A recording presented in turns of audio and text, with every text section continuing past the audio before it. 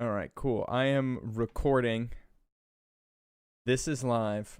We are coming at you live, pre-recorded from all across the Live nation. and pre-recorded. Yeah, you're getting both. Friends, welcome to the first ever, the inaugural world premiere of the Super Sodium Brothers podcast.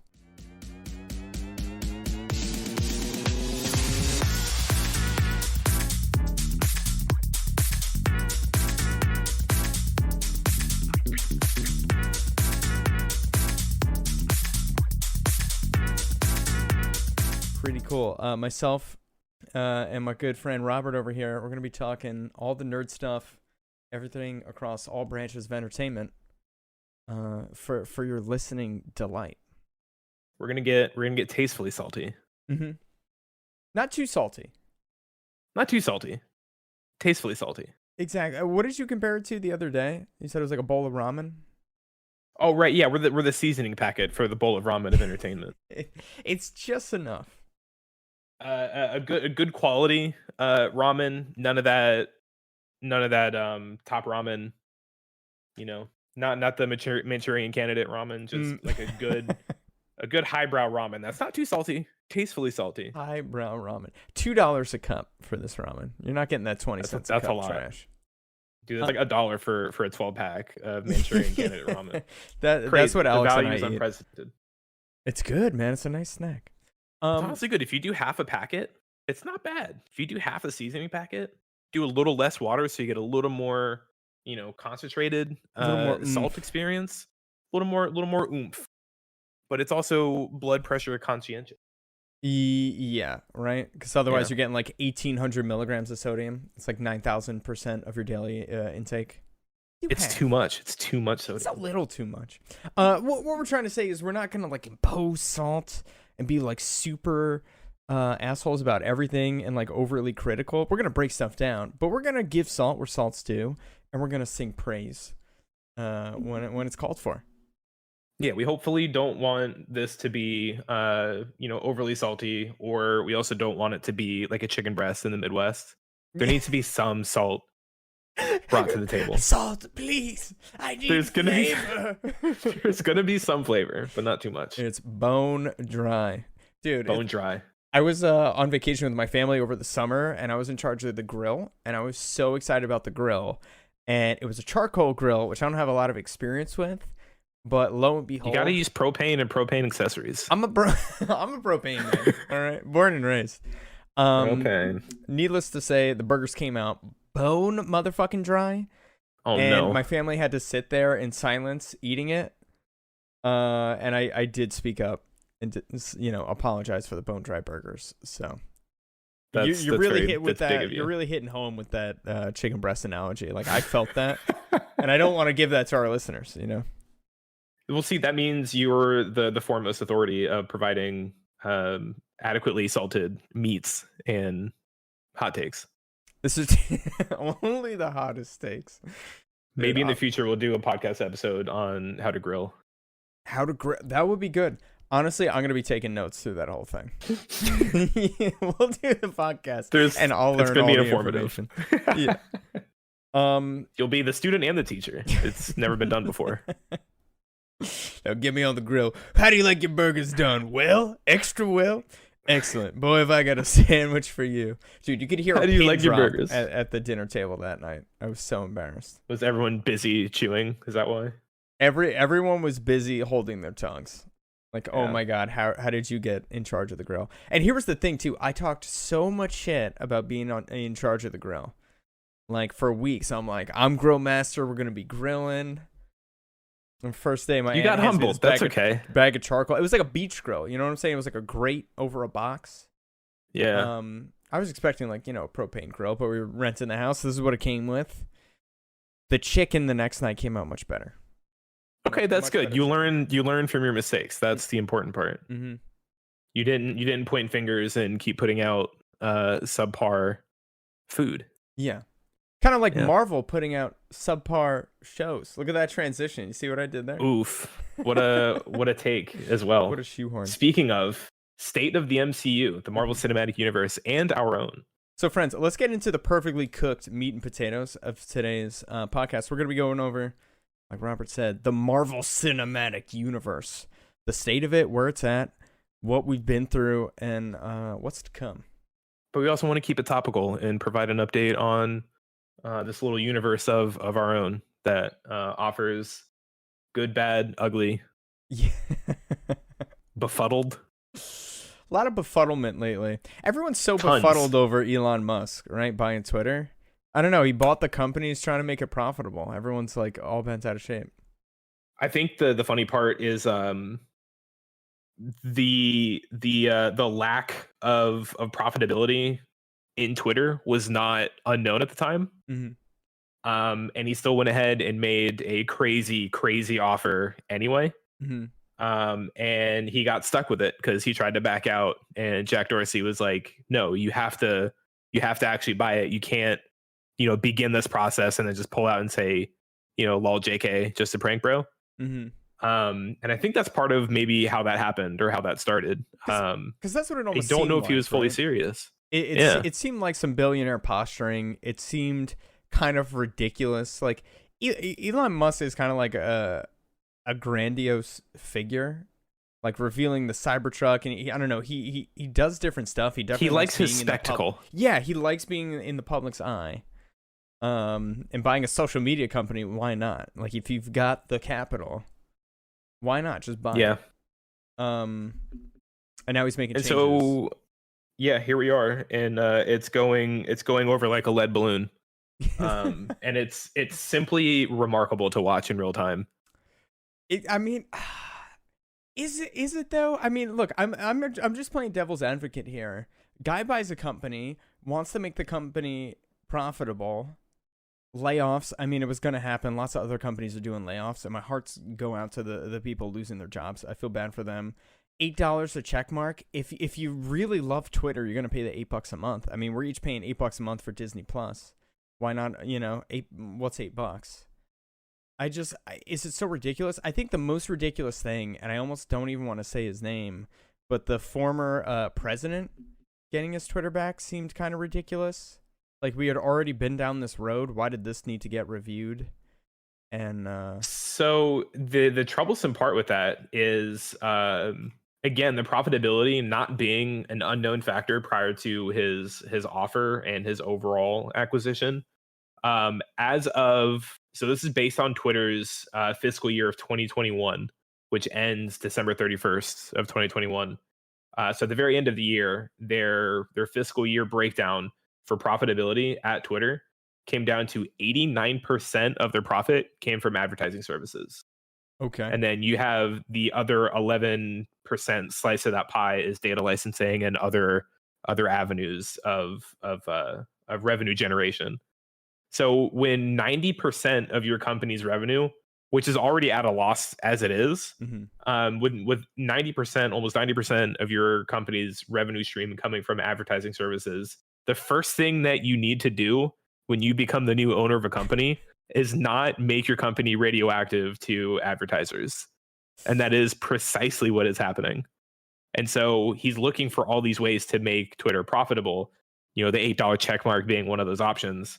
But that's your $8 check mark isn't going to offset your 90% revenue generation from advertising services. So there's some blundering choices have been made with how to go about owning Twitter, and I don't think those choices are for Twitter's benefit. Yeah. So it would seem. I don't know. I've heard the argument stated that, look, at the end of the day, this guy's trying to make this a functional company. At the same point in time, it seems like it just seems like he's just kind of winging it, taking shots in the dark, and this whole reinstating people that got banned before seems like a publicity stunt to maybe drive traffic over to the site to see what kind of craziness comes out of it. I don't really know what the end game is there. It's definitely possible. But I don't think the layoffs are inherently an issue, and kind of like how they're all doing their thing. But when you're firing all of your contractors, which takes up a large appreciable percentage of Twitter's staff. That's a problem. And then effectively laying off more of your full-time employees and then giving them the option to remain on, but working at high intensity for very long hours. Yeah. You're basically kicking the door in and saying, listen up, motherfuckers, this is how shit's gonna go down now. Get on board or get the hell out. And then people are like, yeah, I'm good. I'm gonna leave. You're alienating your core staff. What was making Twitter successful to begin with. It's definitely a shitty way to do business. There's no doubt about that. At the same point in time, it's just money at the end of the day. I know I sound like an asshole, but I really feel bad for the people who are in that position. I mean, no, yeah, definitely. Like, it's like, yeah, the hard decisions need to be made on a business level, and then especially when you're acquiring a behemoth that is Twitter, as new management or new ownership. Like, yeah, there's going to be a big shift, especially in leadership and how stuff is run, for sure. But coming in and just taking a scythe to the yard and just mowing everything down to start this new free speech haven, which of course has turned out to not be the case. I think that's what I'm most worried about. Is it going to be free speech haven, or is it going to be misinformation central? I don't know. Misinformation central. I've got a blank ticket on the train. I don't know which way it's going. You're on Mr. Musk's wild ride, and unfortunately, the final destination is not free speech utopia. Let's see. So at what point does he sell off this company? No one will buy it, is the problem. And if they do, he would be selling it for an astronomical loss. Yeah. But the funny thing is, there are reports going around that that effectively bankruptcy is not off the table. So he's scrambling to figure out how to keep profitability on the up, or at least dampen the decline that profitability is currently, that nosedive that it's currently in. And bankruptcy is not off the table, which is the last thing you want to hear after spending $44 billion on a social media platform. It sucks. It's a blow. It's a little bit of his net worth, right? It was like 1/5 of his net worth or something like that. Something like that, yeah. But the problem is his net worth is very closely tied to Tesla's profitability, which has been also tanking ever since, because he sold a lot of Tesla stock to afford it. Yeah. And so, yeah, he's unfortunately going to be forever linked to Tesla, even though he's no longer on the board of directors. So his antics are directly affecting Tesla's bottom line. So it's effectively a shit show in whichever direction you choose to look at it from, which is again pretty remarkable. As two people, I mean, I'll speak for both of us here. We don't really have a lot of skin in the Twitter game. Like, you're more active on Twitter than I am. I'm not very active on the platform. I do like it though. I'll lurk from time to time. That's where, like, if something's going on in the world, Twitter latest feed with a good hashtag, you get your news through that. Yeah, pretty much. You siphon through it, but it's a very active platform. But as someone who has no skin in the game, this has been kind of nice to sit back and watch. I'm sleeping soundly as the Twitter could be Thanos blipped from the interweb, and I wouldn't lose sleep. Yeah. But goddamn, am I enjoying watching how this is unfolding currently? Everybody loves a good dumpster fire, right? Yeah, rubbernecking delays as everyone just watches as they pass by. Yeah, it's been pretty nice. much. We'll see. So the whole Twitter thing is pretty crazy, for sure. And I will definitely be keeping an eye on it. And who knows, maybe we'll have another update in a couple episodes. I'm just happy to actually, I take it back. I was almost gonna say I'm happy he didn't buy Twitch, and I was like, you know what? Maybe he could do some good, or just anything different. Twitch.tv. Elon, you want to buy another company? Yeah, I got another unprofitable company that is fucking over. It's profitable. Goodbye. It's profitable. They take half of all subscriptions. It's profitable. That is true. Speaking of not profitable, Disney Plus. They're hoping to make a profit Is Disney Plus not profitable? They're hoping to make a profit by 2025. And I know Bob Iger just got reinstated as Disney's CEO. What? I didn't know that. I think this yesterday or the day before. No way. Yeah. Bob Iger returns this 2 days ago. says he wants to put control of assets back into the creatives, I guess, in terms of films and TV. How did we like Bob Iger's run before before he stepped down? I mean, when did he step down? Post Endgame? 2019? After 2019? That sounds right. Yeah, I feel like that was fairly recently. Stepping down 2020. Okay. 2020. Okay. He was the CEO for 15 years. Look, they're following trends in the film industry. It's. I mean, I wish I could be in the room with Kevin Feige and Bob Iger when they're making big Marvel decisions, but it seems like he gave Kevin Feige, executive producer of Marvel Studios, the reins to control things, which was nice. I mean, what he did with Star Wars, I kind of blame that on Kathleen Kennedy. I was going to say, how do you think that interaction's gonna go? You know, I really don't think he's this looming figure with the cloak over his eyes, like making bad decisions for all these production houses. At least I really hope he's not. Yeah, Scoot, kill off Luke in this movie. No, Rian Johnson directs this one. But well, I mean more. Do you? Do you think that Kathleen Kennedy's job is safe? Kathleen, she's just like a titan in the industry, dude. She like produced Jurassic Park, and I think she worked on Jaws as well. And like, it's as much as I want to be upset at her involvement over Star Wars. Again, you're the more heavily invested Star Wars fan. Mm-hmm. Those Star Wars movies made a lot of money, much to your chagrin, I'm sure.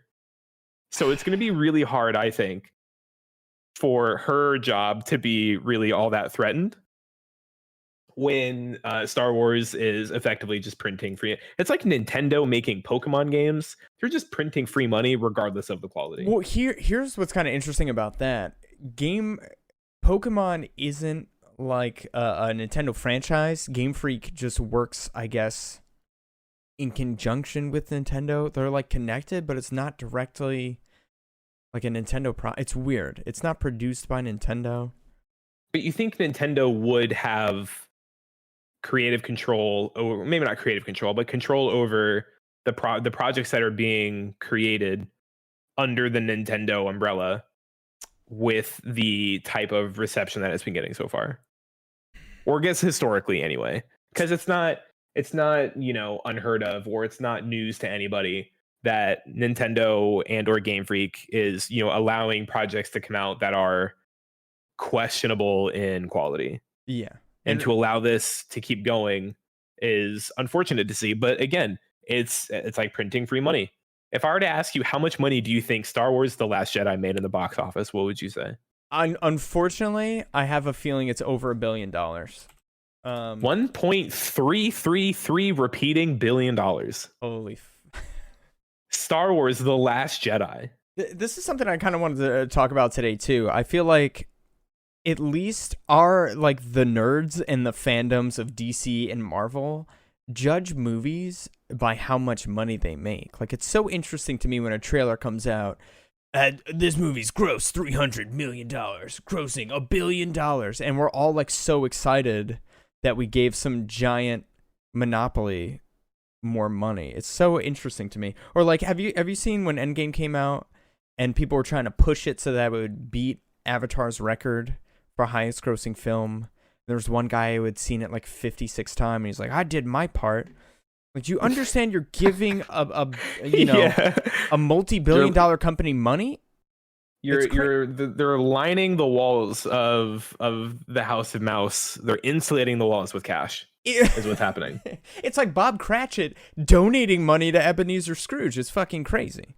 It's unbelievable. And the problem is, The Last Jedi has a 42% audience score on Rotten Tomatoes. Yeah, that's a failing grade, by the way. Gross 1.3. That's an F by a wide margin. You know what had a better audience score? Captain Marvel. I would rather watch Captain Marvel than watch The Last Jedi one more time. I'd rather watch Captain Marvel in French with no subtitles. I don't speak French. I'd rather watch it in French, no subtitles, than watch The Last Jedi. I'm a fan of normalized Chinese subtitles myself. Normalized Chinese. We could watch it in Hindi. We could watch it on mute. Before I watch it, The Last Jedi one more time. I'm good. I honestly wouldn't hate that because we can mystery science theater that bitch. That sounds like a really kind of good time. It would. We got to make that happen. So speaking of Captain Marvel, okay. What are your thoughts on the state of the MCU currently? I want your thoughts and opinions. What do you think of the themes that we've been seeing so far? Okay. Themes, I feel like there's a lot of new-ish characters being introduced. Let me look at this Phase 4 map. Take a look at that massive roadmap of Phase 4. Wow. Of lucrativity. We've got WandaVision, Falcon and the Winter Soldier, Loki, What If, Hawkeye, Moon Knight, Miss Marvel, I Am Groot, and She-Hulk Attorney at Law. We also had Werewolf by Night, the Guardians of the Galaxy Holiday Special, which launched today. That comes out is that today? I thought it was very soon. Today. And we've got a few movies here too. Black Widow, Shang-Chi and the Legend of the Ten Rings, Eternals, Spider-Man, No Way Home, Doctor Strange and the Multiverse of Madness, Thor Love and Thunder, and Black Panther, Wakanda Love You Long Time. I very much enjoyed Wakanda Love You Long Time. I really enjoyed it too. I did see a really cool I guess like thematic point with Phase 4 was somebody mentioned that also, I'm sure this is going to be no surprise to anybody, massive spoiler warning ahead. If you have not seen Black Panther Wakanda Forever, there will be spoilers. If you're not caught up in the MCU, including TV shows, there will be spoilers. So here's a chance. Turn the episode off, come back when you're done. But most importantly, come back once you've seen it. Yeah.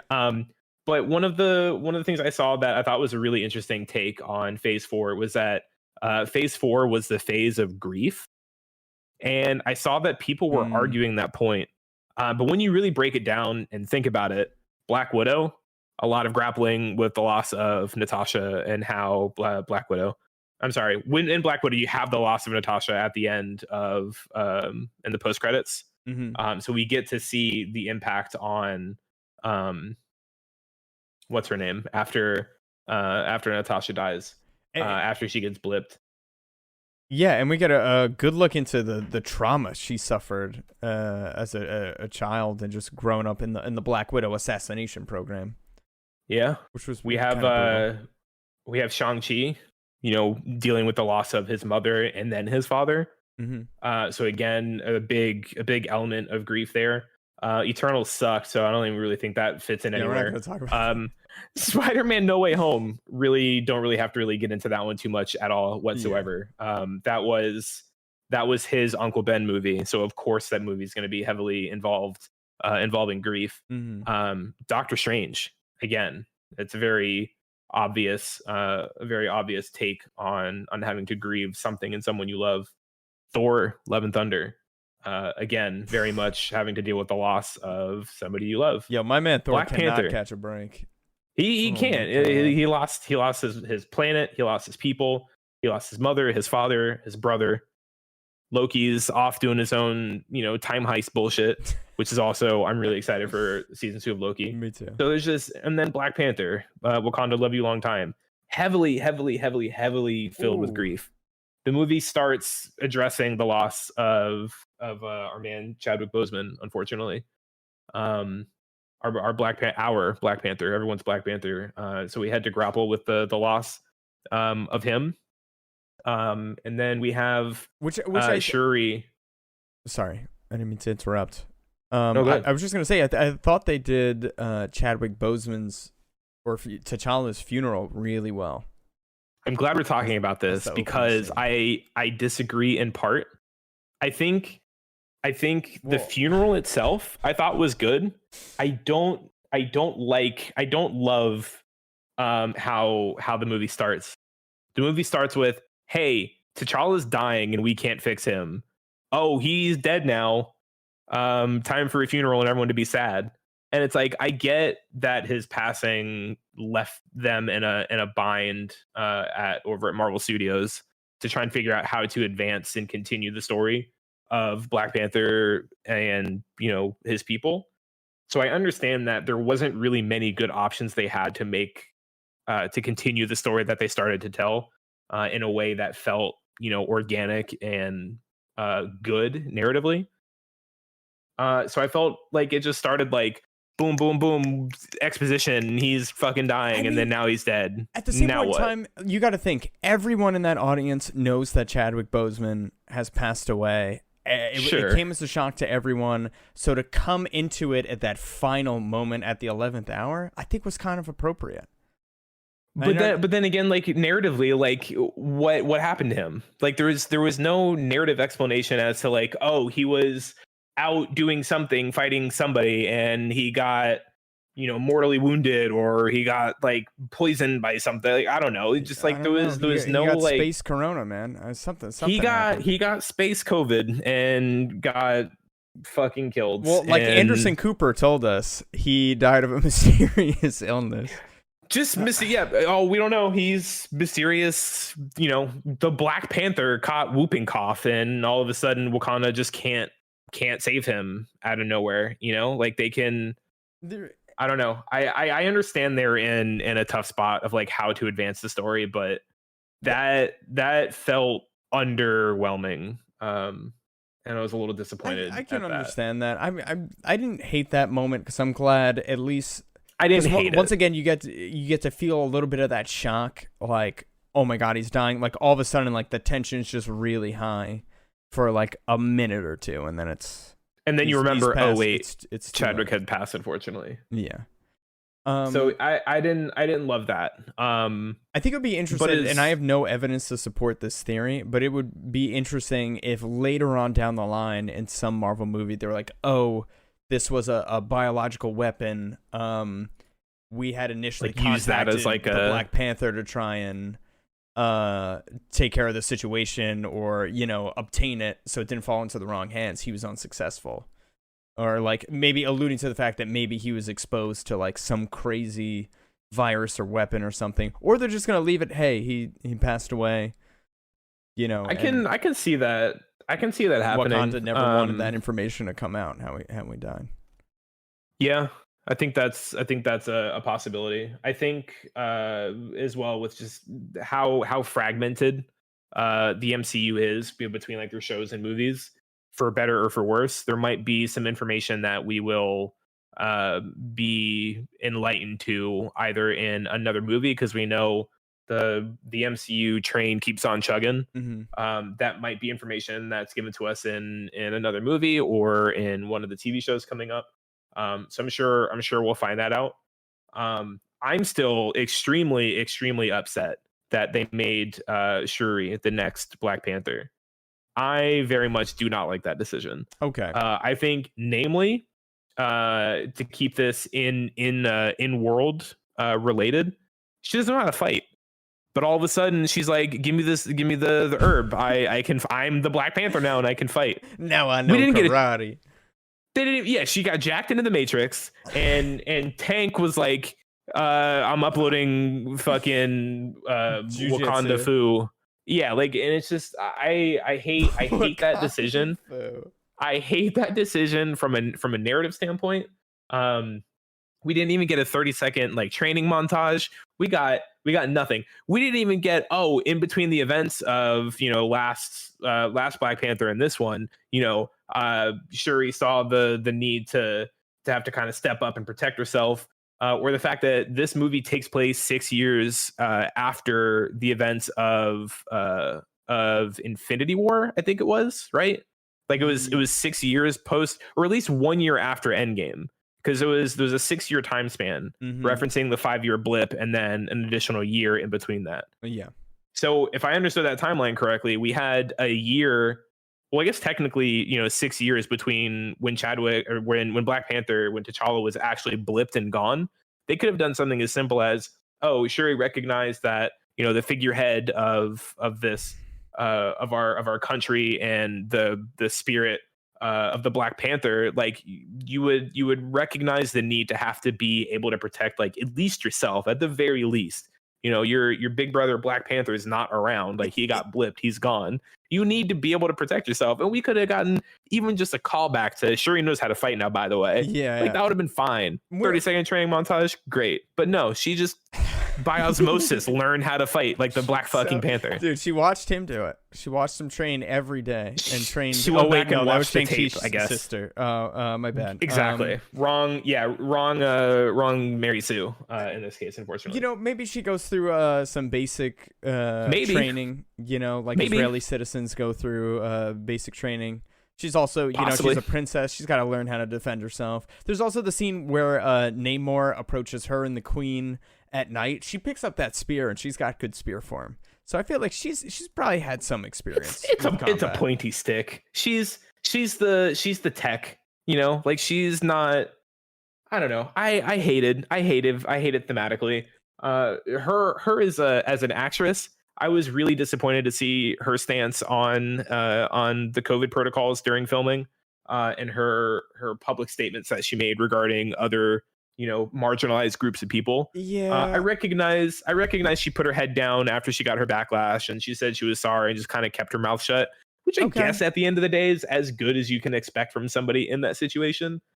But somebody that was so openly against those protocols while working on a film set with Chadwick in the health that he was, you know, I've been on set during COVID. The protocols are insane. Getting tested like multiple rightfully times a day. So. Yeah. And imagine if it's unfortunate it didn't happen, but imagine if, you know, Chadwick made it through treatment and he was filming Black Panther 2, obviously severely immunocompromised from his treatments, and you're gonna willfully, you know, put him at risk or cause a stink about having to follow these protocols for his sake. So knowing that she had those views and that stance, even after losing somebody as close to her as him and as big as him, as a person that would suffer or be at the most risk of her poor choices, that really rubbed me the wrong way. And seeing that she's being given the mantle and being called Black Panther by people in the movie, like just like this legacy is thrust upon her in just the weakest of ways narratively, was upsetting and unfortunate to see, in my opinion. So let me ask you this: who would you have liked to have seen take up the mantle of Black Panther? Nakia. And what they could have done was they never got officially married in the movie, which I think is unfortunate. But they easily could have, without giving us the wedding, they could have, you know, indicated that Nakia was like, you know, by Wakandan law, like T'Challa's wife and queen at this point, which would give her the right to hold the mantle and the power of the Black Panther. Mm-hmm. She's a fucking badass and knows how to fight. Like we see that in both movies. Like she has the maturity, she has the headspace and the decision making to make the tough calls, as we see with her killing one of the Namor people. Mm-hmm. We see that she's able to make these decisions by accident. That was a sonic round, Rob.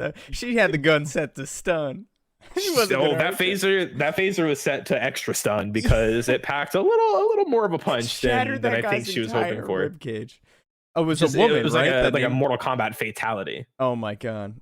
Don't worry, it's on a I literally wrote that in my notes as I was watching the movie. I was like, Sonic round. Sonic round question mark? She's dead, dude. I also did not understand.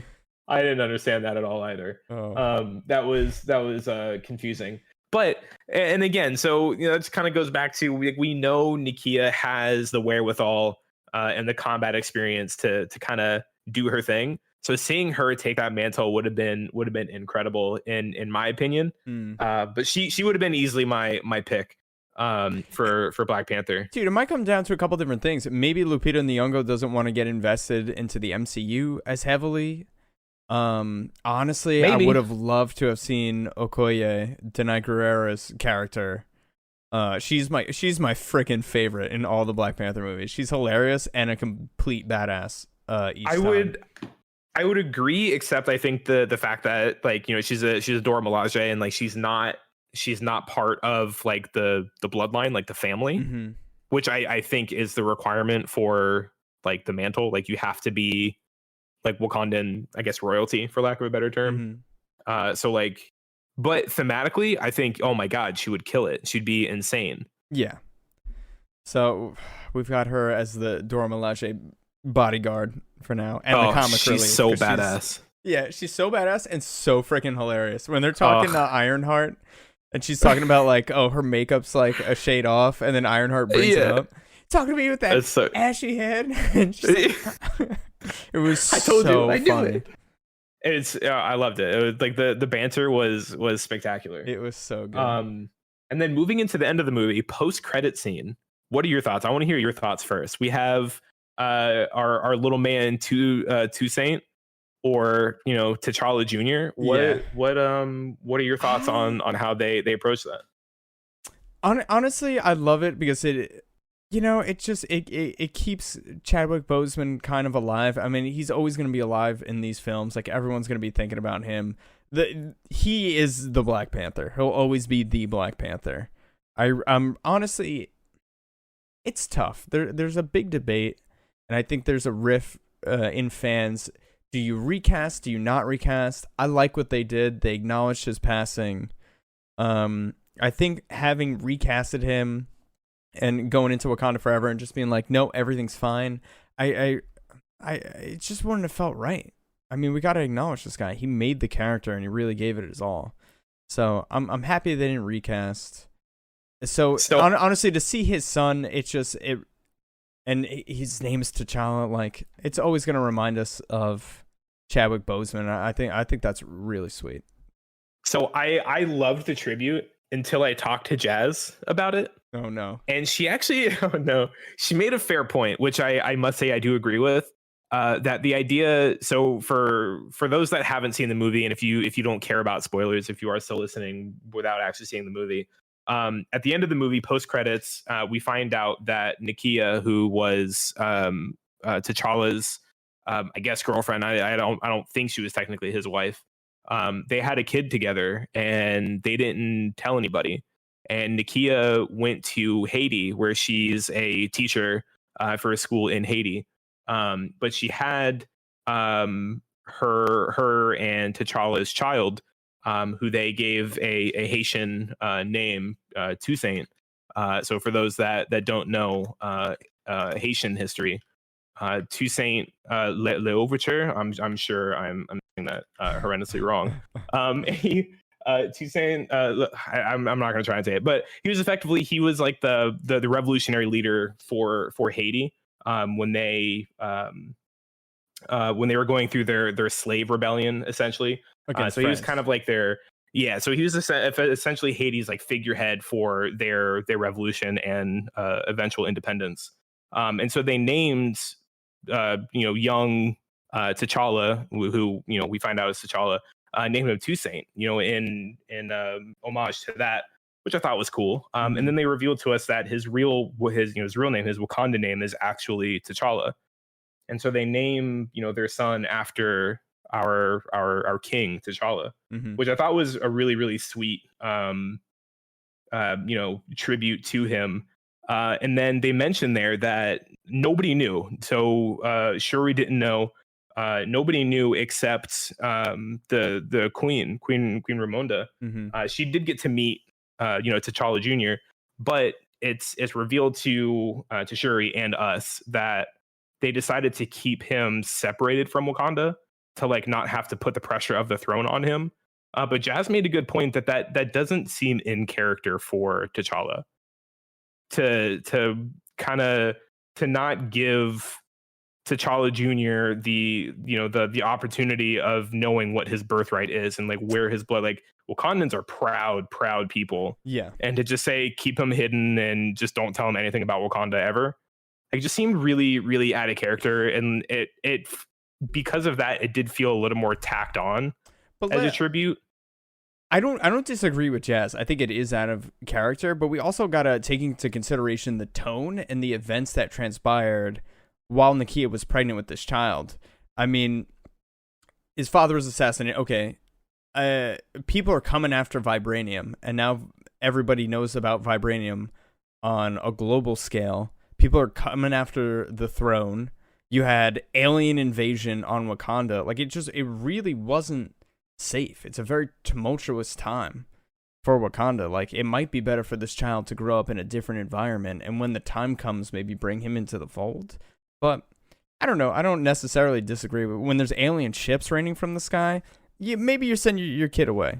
You know, I don't disagree. I mean, you can send him away, but to kind of like rob him of like his birthright and, you know, knowledge of like who his people are, like in full, that felt a little out of character, to the point where like it didn't ruin the tribute, not by a long shot, but it felt a little. Rob, they're working with what they got, dude. I know. With that being said, and for that reason, I give Wakanda Forever a solid 8.5 out of 10. I really, really like the movie. I would give it an 8 out of 10. Yeah, I honestly, not to cut you at the half mark there. 8.5. I'll meet you. 8.5. Yeah, me, or cut it, split it. Give me an 8.25. I'll say this. I'll trade you 5-year-old T'Challa living in Haiti for Roswell, New Mexico style tractor beam lifting up T'Challa's Where did that come from? coffin. Where do these tractor beams come from? Bro, at no point were tractor beams ever a thing. It's funny. Like, earlier I was like, oh, I really like what they did. I think they did the funeral really well. Except once the casket started being raised up with tractor beam, I was like, come on, guys. This is too much. It brought a sort of levity that I don't think was needed. Which was a little like, it wasn't intended to be a light, you know, like just seeing that tractor beam, I was like, and for those that haven't seen the movie, his coffin goes from like a laying down, like it's a coffin, exactly how you would imagine a coffin looks, lying on the ground with the Black Panther on top. It's the dopest with the Black Panther on top. I'm getting the same one. It's so cool. Oh my, please do. I'll be there. Pre-order. I promise. It's on pre-order.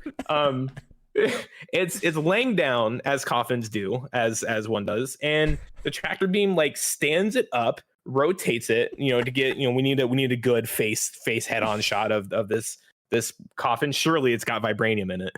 It stands up on its, you know, end to end, kind of rotates, and then starts floating up in the air. Like, it wasn't like hoisted up by like a crane, like a shipping container. Like, it stands itself up, rotates, you know, 90 degrees, and then just starts floating up into the mothership.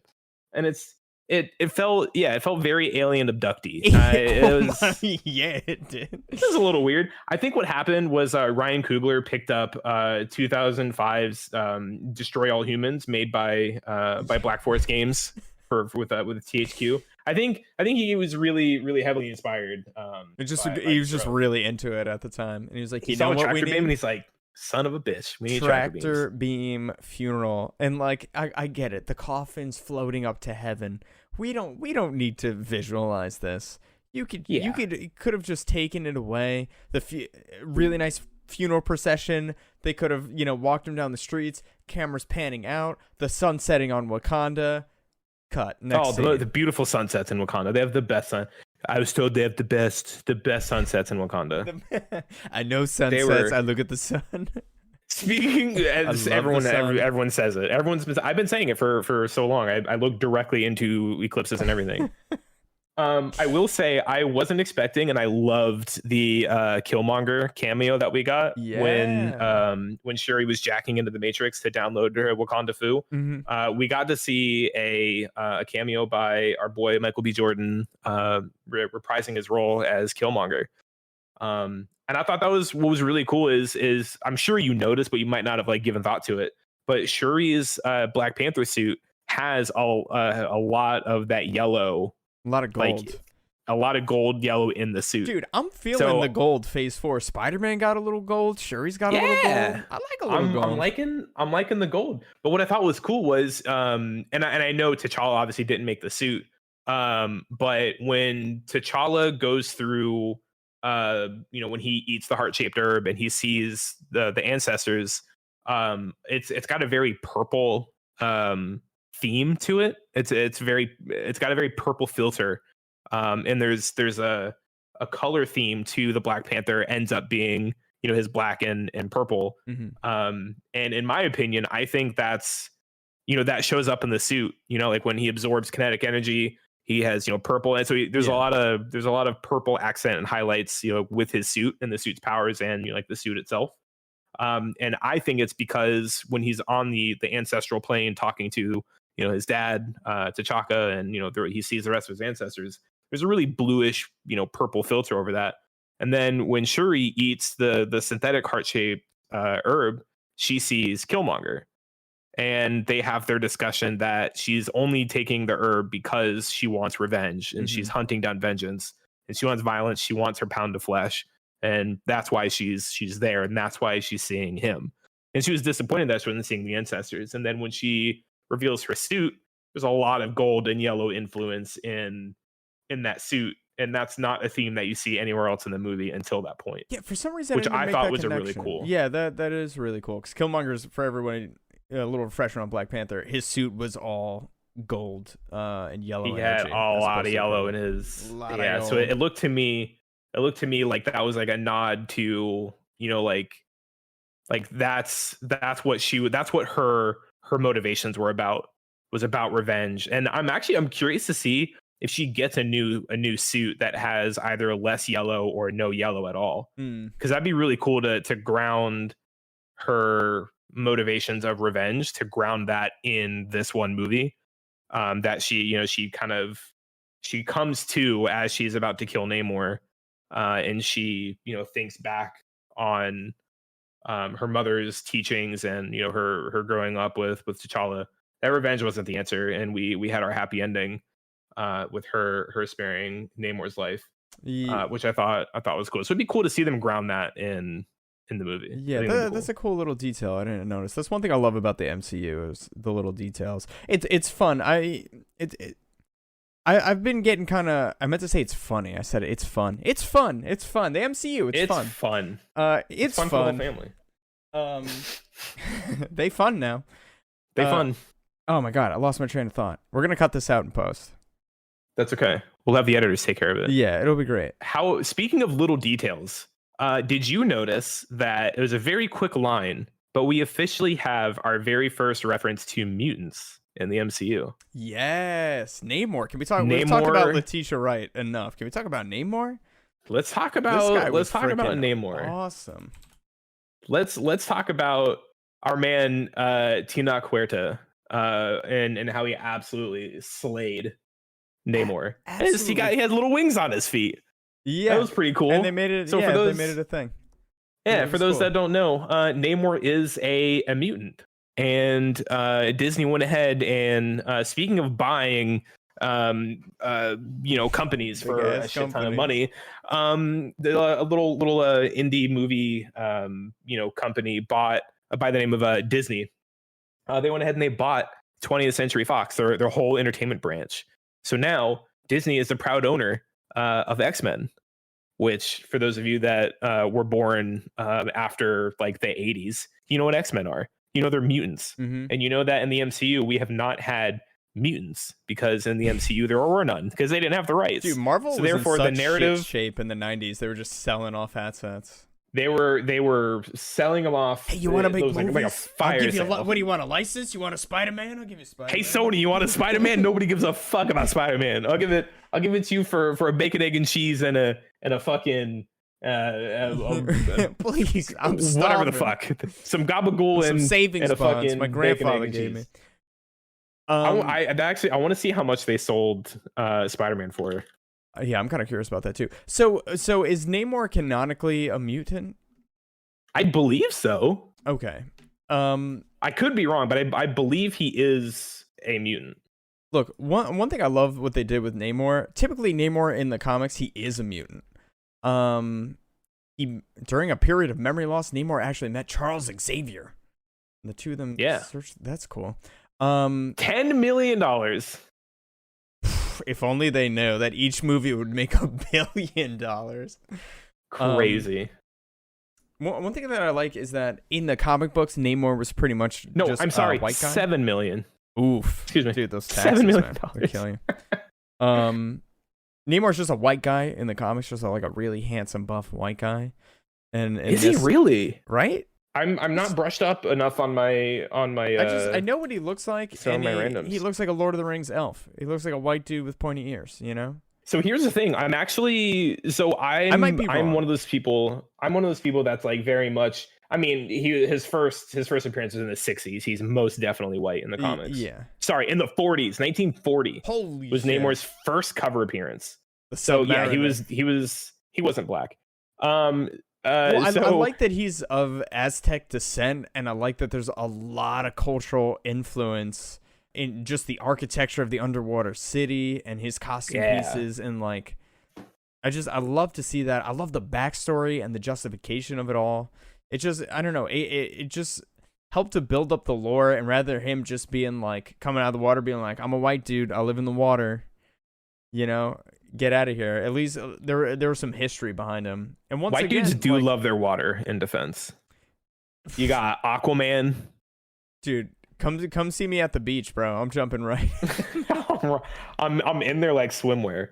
But oddly enough, I'm very much not a fan of gender bending in like established properties. And before everyone calls me a racist, let me elaborate. When a racist on gender. I'm sorry, I meant race bending. Excuse me if I said gender bending. Okay. When it comes to like, so for example, we have John Stewart, Green Lantern, my favorite Green Lantern. Mm-hmm. He's a black former Marine, who becomes a Green Lantern holder. If they were to make an MCU movie now that had John Stewart Green Lantern and they made him white, I would be upset. That would be an issue across the board. Everybody would be upset about that. Right. But in the Fantastic Four movie, the most recent one with Miles Teller and Michael B. Jordan, the Human Torch, played by Michael B. Jordan. For those that don't know who Michael B. Jordan is, he's not white.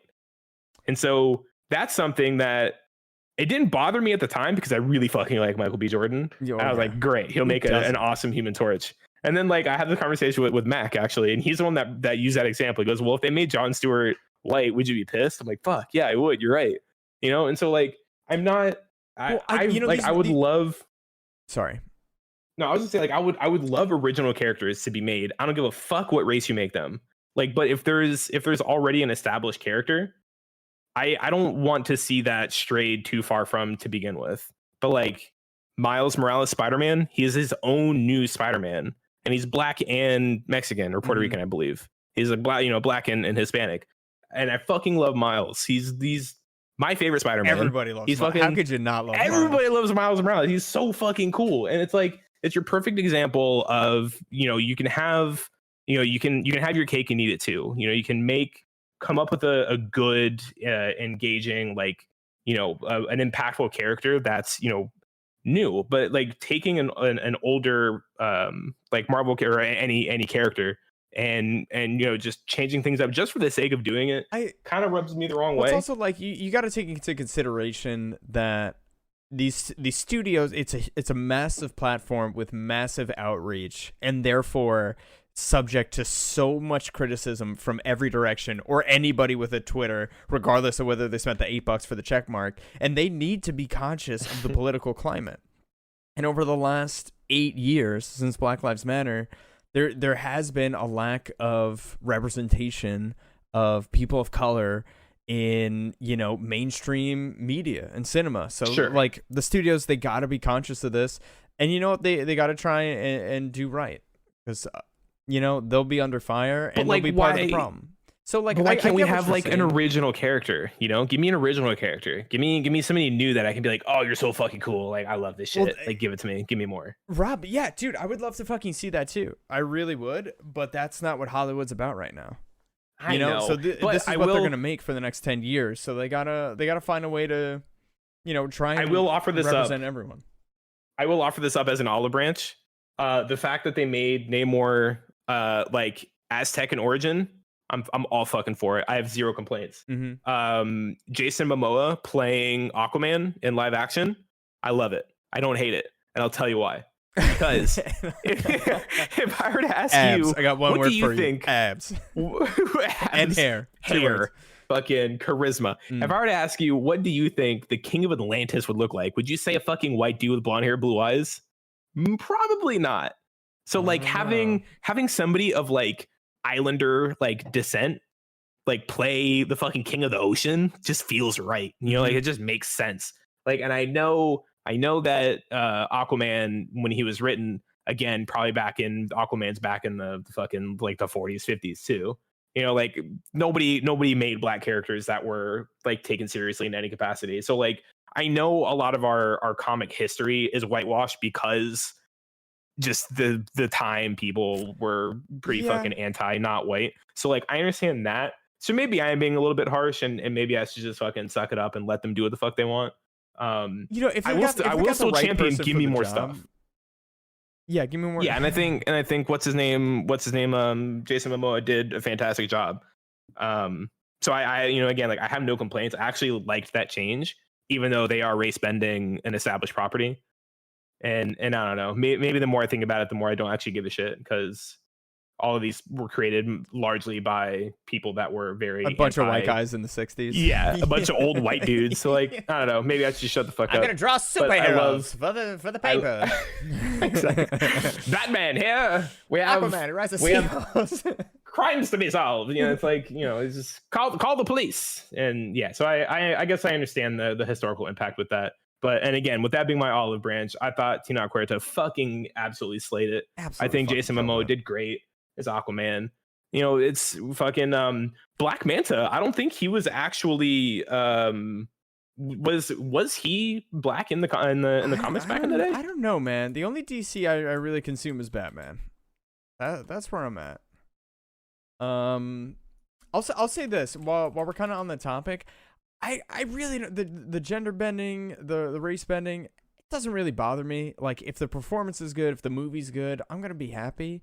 I will say what they did in the Black Widow movie at the start of Phase 4, with Taskmaster, what they did with that character was just fucking horrible. Travesty. And it has absolutely nothing to do with a gender bent character. Taskmaster, traditionally a guy in the comics, the video games, whatever.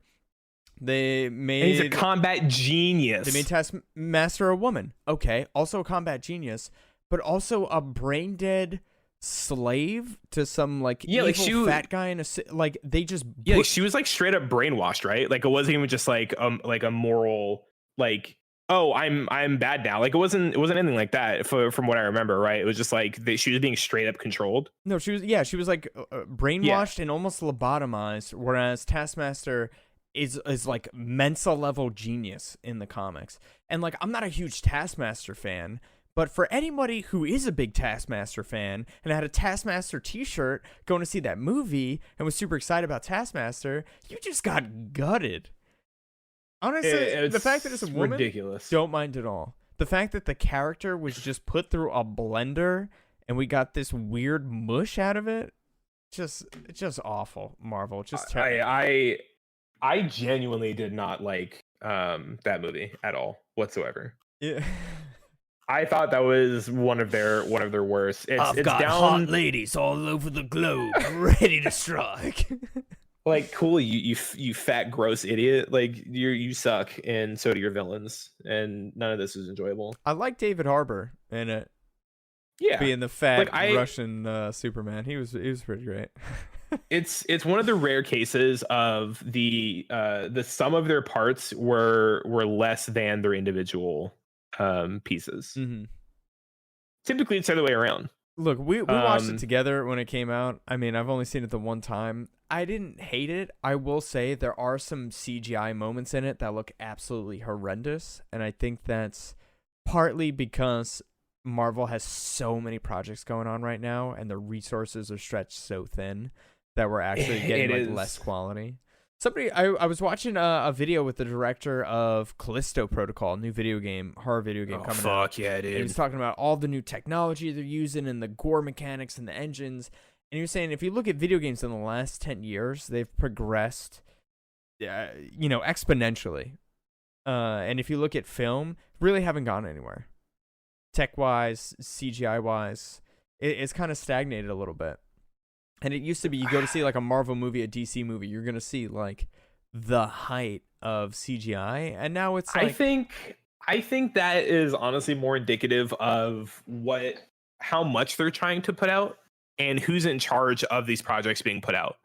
Because we all know that, you know, reading back through the Phase 4 map was how many of these were TV shows. You have WandaVision, you got Falcon and Winter Soldier, more TV Loki, shows the than What If films. series, Hawkeye, Moon Knight, Miss Marvel, and She-Hulk. That's 8 TV shows. Yep.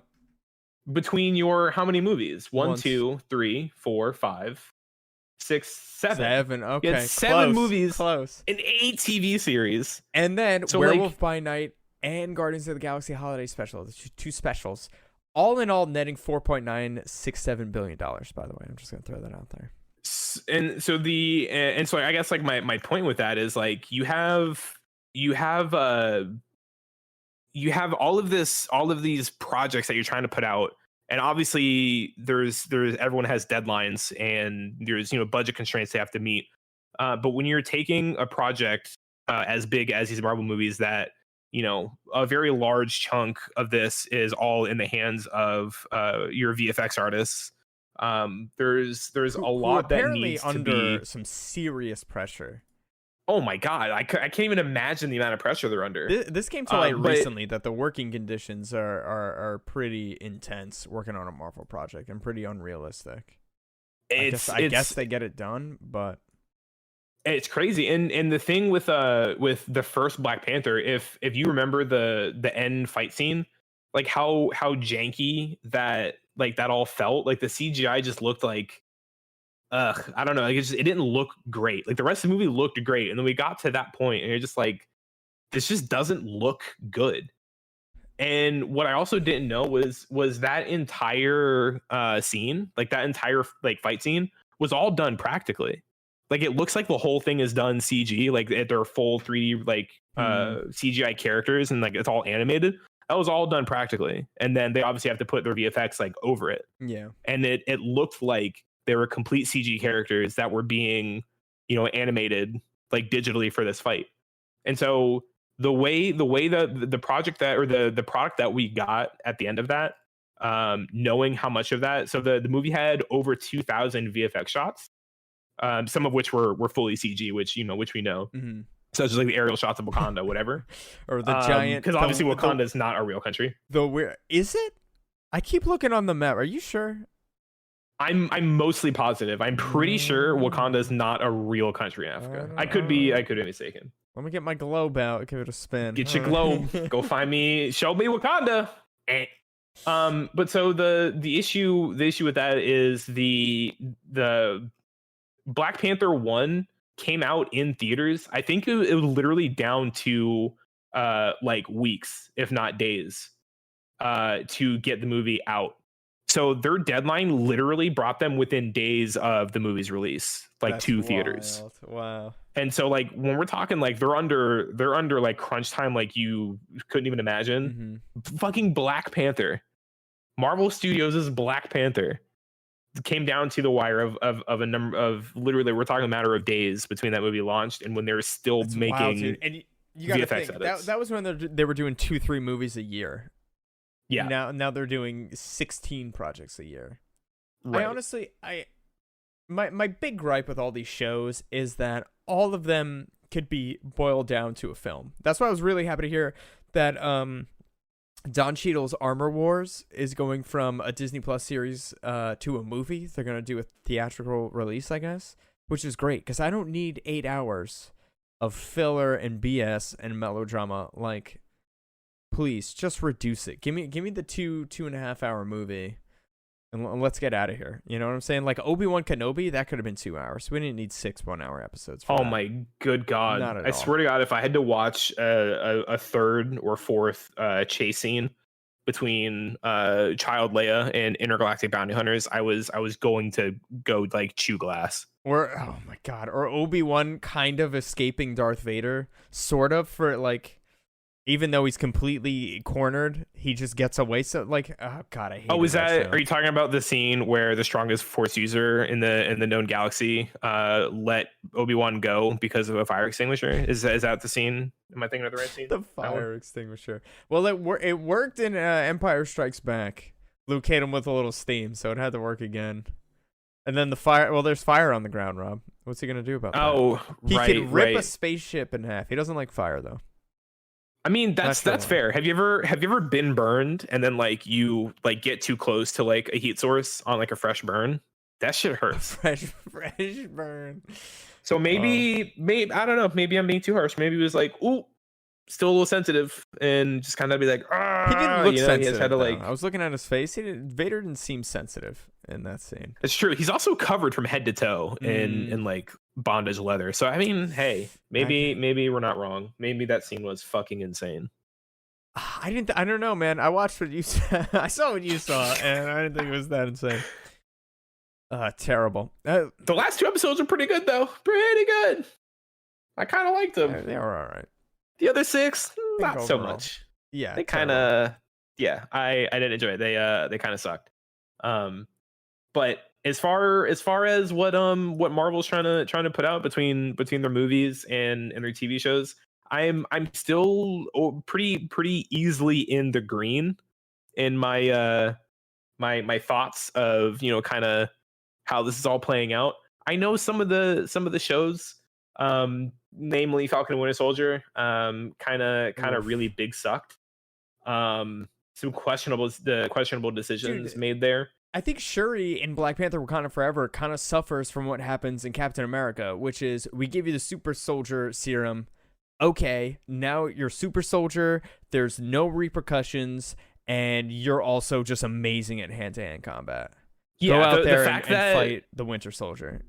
The fact that the Winter Soldier, James Buchanan Barnes, born in 1940 something? 1940 something, Brooklyn, baby. Brooklyn, New York, the big windy city, and he had super soldier serum. He's trained to be like the most badass of the badass. Like I think he was the only like successful Winter Soldier, right? Like all the others were just too unstable. Yep. Got a vibranium arm. He's hell on 2 legs. And he met his match in a teenager who got a hold of a bootleg super soldier serum. Why was he nerfed so hard in that show? He was, oh man, I couldn't. The MCU's had a big issue. I'd say after phase 1, after the initial Avengers, there's been a big issues with power scaling movie to movie and even scene to scene within the movies. I can't understand why they decided to do that. And again, for those that haven't seen Falcon and Winter Soldier, the main antagonist is a teenage girl who got a hold of like a bootleg version of Captain America's super soldier serum, which also had no side effects, by the way. You get the serum, you got superpowers, kung fu, you're good to go. You're good to go. And all of a sudden you can fight the Winter Soldier and make him sweat. And some people say like, oh, he's not brainwashed anymore, or like he's going to therapy, like whatever. Like homie's fighting a superhuman, and like teenager or not, like you can still put the hurt down without going full like lethal force. Yeah, he got his ass kicked week after week, and of course, what was that show? 8 episodes. We had to watch it over ridiculous. And over again. And then what I really didn't like is, again, I love Sam Wilson. I love Falcon like as a character. Like that's all great. Anthony Mackie, incredible. Yeah. I don't have any complaints with that.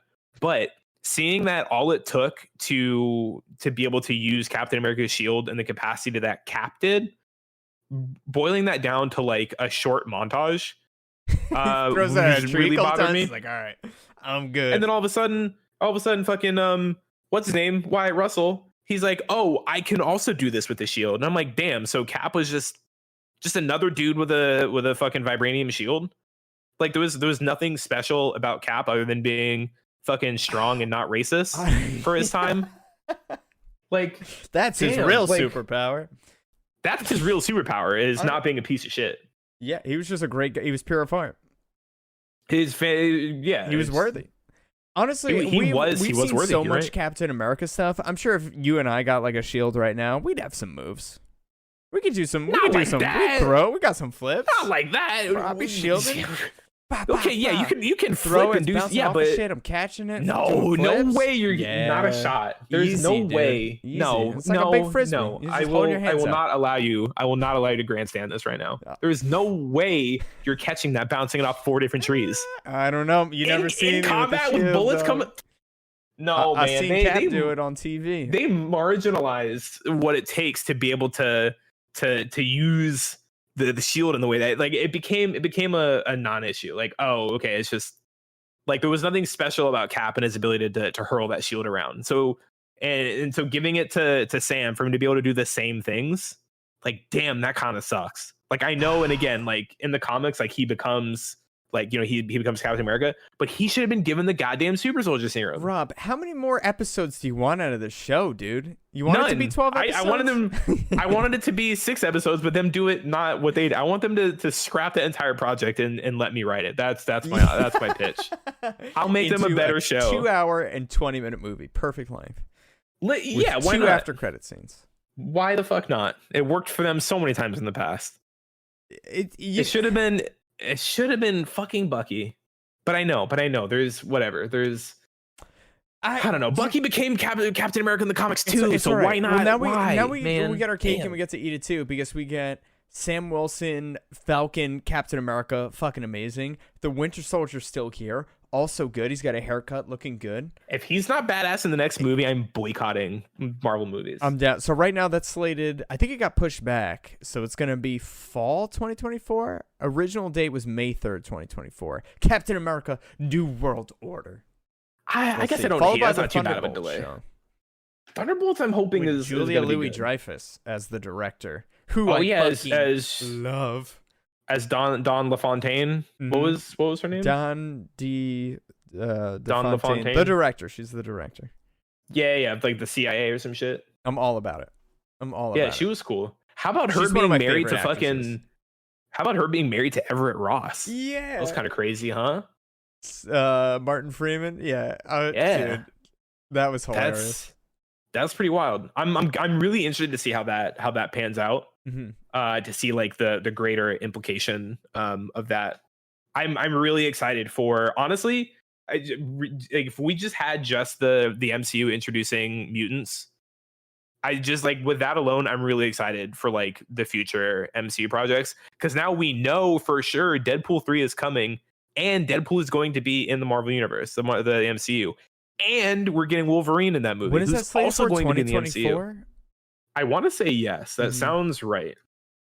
Deadpool 3. It's going to be rated R. See, this is, and I hope Bob Iger, the once again CEO of Disney, acknowledges that they have multiple audiences, right? Not everything needs to be designed for the 6-year-old in the room, right? There's a lot of adults consuming this content. We've got to make content geared towards them. Like Star Wars Andor is a nice, I'd say, I still need to watch Andor. It's good Star Wars, and it's a slow grind, and it's tense, and I've really been enjoying it. I just think Obi-Wan was a kid's show, and we've got too many freaking kids, and they need to go to bed so mom and dad can watch some adult superheroes. You know what I'm saying? Go to fucking sleep. I want to watch people get killed. You know what I'm saying? Like, I want to see I want to see a Jedi not use a blaster for 6.5 episodes. There's so many. That's what I really want. With that. I just think it's a primitive weapon, and it's being used almost exclusively by a Jedi Knight. Crazy. I'm interested to see what they do with the Daredevil show. Charlie Cox coming back. Daredevil Born Again. They're saying spring 2024. I think I also saw that it's getting ready to TVMA, so it's not going to be this fucking Jitterbug. Yeah, hey, Marvel stuff. You know, it's not going to be some fucking bullshit like that. Like when I saw that Obi-Wan got given, what was it, like TV 13 or whatever the fuck it was called, I was like, ooh, this is gonna suck. This is not going to be good. Sure enough. Like if you're catering your show to the audience of literal children, I hope they enjoyed it. I hope they have something they're going to remember forever. Great. But with that being said, anytime I see a Disney Plus logo next to one of their properties, I'm like, oh, here we go, another kid show. It's a fucking coin flip, dude. It's a literal coin flip. Which is always weird because it's always rated PG-13 because a lot of goons get murdered, right? There's a lot of fodder in the Marvel Cinematic Universe, but it's still, there's always a moment where they've got to like boil down and regurgitate the plot and the MacGuffin and just keep all the kids in the audience up to date, and it just drives me fucking bananas, dude. Yeah, it's rough. The UK gave Obi-Wan a rating of 9, like 9+, like age-wise. 9+ is what it's rated. Well, in the 9's UK. the legal drinking age in England, I'm pretty sure. That's correct. Yeah, Settle so up to the bar, heavy get you a fun, heavy proper machinery. pint. Yeah, heavy machinery and alcohol is 9 years old in the UK.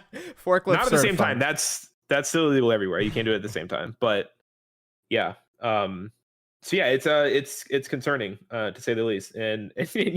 And yeah, having two separate audiences, I think is a pretty spot on way that, you know, you can make properties that aren't, you know, like lovey-dovey happy fun time kid stuff. Because you got to think also the kids who saw the original Iron Man, those kids are now like in their 20s, right? Those kids have full-time jobs. Yeah, they can vote. They don't want to watch the kid stuff anymore, which is crazy. I mean, you make me when the movie's more geared towards kids and the shows are geared towards kids, I feel stupid, right? Because I'm getting excited for it, and then I'm like, all right, these are kids shows. Damn it! As I sit in this I'm a room fucking of idiot. Toys, I'm like, fuck. As you sit in front of your wall of Hot Toys, I've got a lot of Star Wars stuff in this room. But look at the bright side. Boba Fett also sucked. Yeah, really, really geared towards a younger audience. The best episodes of that show were the Mandalorian episodes. Yeah, and then just bad writing on top of it. Yeah. The one thing I love about The Mandalorian is I feel like it walks that fine line. In Mandalorian, there's also a lot of visual storytelling, which I enjoy, and some of the episodes do get silly. But I don't know, Mandalorian's stylistic, and you've got Jon Favreau and Dave Filoni doing their thing. And it seems like kind of unfettered by Disney. And yeah, they make good stuff. I can't wait for season 3 of The Mandalorian. What a good show. Do we have a release date on that? I'm sure we do, right? I think it's going to be next holiday season. Oh, for fuck's sake. They always got to put out a little Star Wars before the holidays. Get everybody hyped up. Sell some lightsabers. You're right. Get some Nerf blaster rifles in Santa's sleigh. You know what I'm saying? Yeah, you gotta get them Galaxy's Edge. You gotta get them. You gotta get the attendance $250 FX lightsabers. Yeah.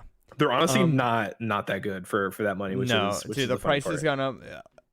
I don't even want to talk about it. It's ridiculous. $250 for a lightsaber. I'm out. It's rough. It's certainly rough. And that's they're geared towards a mature audience. Like some kid's gonna ask their dad for $250 lightsaber for Christmas, and the kid's gonna want to go whacking on hitting stuff and. No, that stays on the mantle. That stays in the box. It was $250.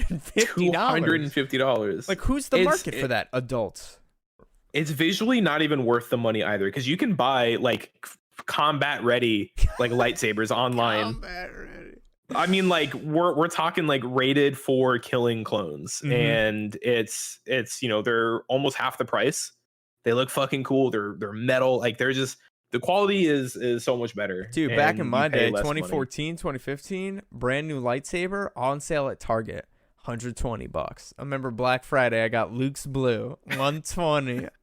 I was happy. Same lightsaber today, $250. Don't you say inflation. Ridiculous. How dare you? My credit's not good here no more. Yo, I'm taking that store credit elsewhere to the likes of Best Buy. Oh, I was saying Imperial credits, but Imperial, I gotcha. Yeah, that was unclear. That was weird. And I was like Southern when I said it too. That was weird. Yeah, you anyway, more of like a Southern Karen. Dude, Secret Invasion, Disney Plus this spring. Samuel L. Jackson coming back as Nick Fury. I'm hoping for a more serious drama. You've seen the trailer for Secret Invasion, right? It looks good, man. I watched it again today to brush up on MCU stuff. Looks fucking good. So good. The theory is, I don't know if it's more of a theory or more than a theory, or if it is just a theory at this point, But if you saw the Ant-Man trailer, Mhm. like they're like in like the quantum Mania. realm, and that's where we get Kang. So people are theorizing that is where, like, in the quantum realm is where Secret Invasion is going to take place. Okay. Which would be kind of cool. Interesting. But the trailer for Secret Invasion, where it would take place? Yeah, like where all the action is going to actually happen. Like Secret Wars? Maybe that's what I meant. Yeah. The like Avengers Secret Wars? Yeah, is that the one that we got the most recent? Yeah, it's like a big battle royale. Yeah. That was a comic book in what, late 80s, early 90s? I gotta brush something like that, yeah. Yeah, mid 80s, 84 to 85. I'm excited. But that trailer looked fucking tight. Look, I'm a sucker for MCU movies. I really, even at 32 years old, and they're a good time. They're a good time. The shows, not so much. I'm excited to see Samuel L. Jackson though, and Don Cheadle, Emilia Clarke's in it. I'm sure Julia Louis-Dreyfus is gonna show up at some point. Colby Smulders can do no wrong. She's in it, so like, I'm excited. It's gonna be good. We'll see. Hopefully. We'll see. I mean, they hit far more often than they don't on the movie front, for sure. Secret Invasion is going to be a show, Disney Plus. Okay, yeah, so it's definitely Secret Wars. Is what I was thinking of. Okay, yeah, Avengers: Secret Wars. That okay, I'm sure it'll be good. It will have been 7 years since we had an Avengers film. Oh wait, no, are they doing that? Was it 2024, 2025? It's been a bit since we had an Avengers. Yeah, because Endgame was our last Avengers. Yeah, and then we're getting New World Order. So yeah, that's a Captain America film. Avengers. You're right. Yeah. They're saying 2026. So yeah, you might be right. 2026 like for Secret Wars and 2025 for Kang Dynasty. So yeah, 6 years in between. Damn. Let's see. And right now the cast, I don't know what site this is. You just Google Avengers Kang Dynasty. It's got Tobey Maguire listed in there. I swear to God, if we get our Spider-Man back, that'd be dope. We need to see a live action Miles Morales too. God damn it! I know, dude. You saw the deleted scene in I think it was Homecoming, right? Where with Don Glover, and they're in like the parking garage. He webs so he plays Aaron, what the fuck's his name? From Spider-Verse. Aaron Davis, there we go. So Aaron Davis is Miles's uncle. And in the deleted scene in Homecoming, Donald Glover, like he's just some like street level, like, you know, random that dude. guy was hilarious in that movie. He's Aaron Davis. And like he's credited as Aaron Davis. And there's a deleted scene of in that parking garage after Spider-Man like webs his hand to the trunk. Yeah. And he's like, all right, like see it. He goes, unwebbing. He goes, nope, you deserve that. And he's like, I got ice cream in here. And he like leaves his ass. Yeah. So in the deleted scene, he's sitting on the floor, like on the parking garage, like behind his car with his hand like up over his head, still on the trunk. And he's talking on the phone. And he addresses Miles by name. He says, hey, Miles, like, I'm not going to be able to make it to like your birthday party or like whatever. So there's a deleted scene. They shot a scene of him addressing Miles directly by name over the phone. And he's credited as Aaron Davis. So they almost gave us confirmation that Miles Morales is in the MCU. And then those motherfuckers gave us at the end of No Way Home after the whole the whole villain fight with all three Spider-Men with Electro, fucking Goblin, like all of them after that whole fight ends. Mm-hmm. When Andrew Garfield gets Jamie Foxx, when he like neutralizes his Electro bullshit. Yep. He goes, oh, like, you know, he mentions like, oh, like I always thought you were black, you know, like you're that part street level dude, like looking out for you were black. Yeah, and he goes and like so him like mentioning, guys, like I always thought you'd be black. And it's like there is a black Spider-Man, like there is one. I promise, it's gonna like, happen at some point. Like they tease it. It has to. Like they teased it too much already, and like seeing how successful Spider-Verse was, like we got our first like full length movie of like, you know, Miles as Spider-Man. It did fucking incredible. The good news is we're getting Spider-Man Across the Spider-Verse in June of 2023. June 2nd right now is the release date. So that'll be we'll get our little dose of Miles.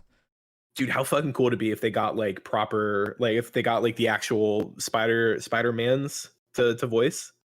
Like if we actually got Toby, Andrew, and Tom Holland to do it like would voice be acting dope. for the respective Spider-Mans. Oh man. Yo, wait, Jake Johnson, who plays Nick from New Girl, has a role in that. That's awesome. And Oscar Isaac. I do love Oscar He was Isaac. Peter in the first one. Oh, I didn't realize that. You didn't know that? Yeah. Oh, that's hilarious. Yeah, Nick from New Girl is fat, lazy, oh my god, Peter Parker in the first Spider-Verse. I gotta go back and rewatch it. As soon as you hear it, you're gonna be like, oh my god, it's so obvious. He's my favorite character. I try and live my life as Nick from New Girl as often as literally. I'm Julius Pepperwood. Yeah, I'm from Chicago. He crushed it. He's Julius Pepperwood and Peter Parker. That's how awesome. dope is that? It's yeah. So I'm really excited for that, and I really, really want to see Miles in the MCU in any capacity, honestly. Like we got so close to that deleted team. We got so close. But no cigar. I think we'll get it. I think we'll get it in the next couple years. Let's see. If they're already planning on movies through 2026, holy crap. I think I'm sure they got something in the pipeline, but we're getting X-Men soon. We're getting Wolverine in the MCU. We're getting Deadpool in the MCU. We got Fantastic Four in the pipeline somewhere. People are I'm not a Fantastic that Four fan, but I'm happy for FF fans. That's cool. I really hope they give us something good, because Doctor Doom in the comics is fucking gnarly. Mm-hmm. There's a, I'll have to see if I can find it and send it to you, but there's a panel from one comic. I don't remember what the run was, but there's a comic where Thanos like is like mouthing off like, oh, like I'm the Mad Titan, like whatever, like talking his shit to Doctor Doom, and Doom literally rips his spine out of his body. What? And it's like, whatever. Okay, all right. He just fucks Thanos. Let's get the power scale out real holy quick. shit. Hold on. Yeah, and it's so like Doctor Doom has had some crazy fucking runs where he's essentially like god level powerful. Like he's been all over the place in power, but yeah, he's been written as like god level. He's a cool character. He's a cool design. He's freaking classic. So we'll see him integrated. I honestly don't know much about Kang. He seems to be the big bad in the overall like arcing phases to come. He looks cool. Jonathan Majors freaking kills it. He's an amazing actor. So I'm excited to see what he brings. It's going to be interesting in Ant-Man because Ant-Man's always so silly, and they're going to like really introduce Kang as a villain. So we'll see how it goes. I'm worried it's going to go the Thor Love and Thunder route, where it's serious and then it's just pie in the face, banana peel on the floor. I felt like Thor Love and Thunder had no balance. It just really fell flat for me. There are parts of it that I really enjoyed, and others where I was just like, eh. Yeah, some of it felt like it went on a little too long. So like I get that. There is a theory that I saw about that I know it's not going to make it better. Like it's not going to make the watching experience any better. But the theory that I heard was, so the movie starts and ends with Korg recounting these events. And we all know that Korg is not a serious character. Okay. And the start of the movie is Korg talking to the group of Asgardian kids. Yeah, that's right. And so the theory is Korg is an unreliable narrator, and the fact that what we saw is the recountants of Korg it's his perspective recounting the events to a group of kids. Korg, for everybody who doesn't know, is the rock guy who's just made of rocks and hangs out with Thor. He's a big pile of rocks. Pretty cool. He's nothing to be afraid of. By Taika Waititi.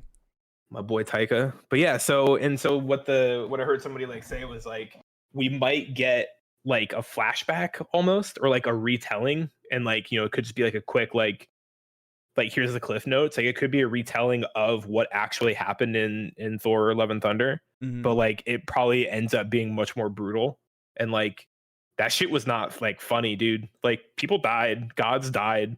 That Necroblade fucked people up. Mm-hmm. Jane died, dude. So like it might be. Yeah, spoiler alert.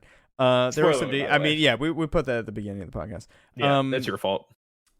Yeah, I mean, it got heavy when it got heavy. Yeah. With Jane battling. It'd be a really cool. Yeah. So I think it'd be a really cool way for them to be like, no. That's not how it would exactly happened.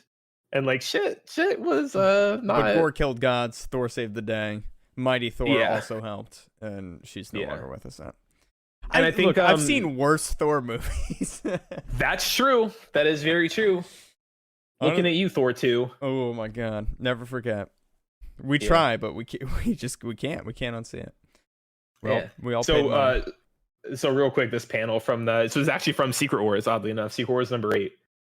Dr. Doom is standing in front of Thanos with the Infinity Gauntlet, and Doom says, "And do you have an Infinity Gauntlet now?" And Thanos says, "I do not yet." Oh, sorry, he didn't actually have it yet. He goes, "I do not yet. I remain Thanos, the Great Tyrant, and for you, that will be enough."